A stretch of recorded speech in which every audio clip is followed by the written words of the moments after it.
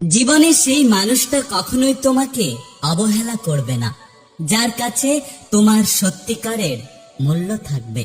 কারো পছন্দ হওয়াটা খুব সহজ, কিন্তু সবসময় কারো পছন্দ হয়ে থাকাটা খুব কঠিন। অনুরোধ করে কাউকে কখনো ধরে রাখা যায় না। যে সত্যিকারের ভালোবাসবে সে কখনো ছেড়ে যায় না। পৃথিবীতে কিছু মানুষ আছে যারা শত চেষ্টা করেও কখনো কারো আপন হয় না। একটা কথা কি জানো তো, আঘাত শুধু কষ্ট দেয় না, বরং মানুষকে অনেকখানি বদলে দেয়। সব দুঃখ প্রকাশ করতে নেই, কিছু কিছু দুঃখ একান্ত ব্যক্তিগত রাখা উচিত। আমি রাগ করি না, কারণ আমি এটা জানি যে আমার রাগের মূল্য কেউ দেবে না। এখন মানুষ মনুষ্যত্বের পেছনে ছুটে না, মানুষ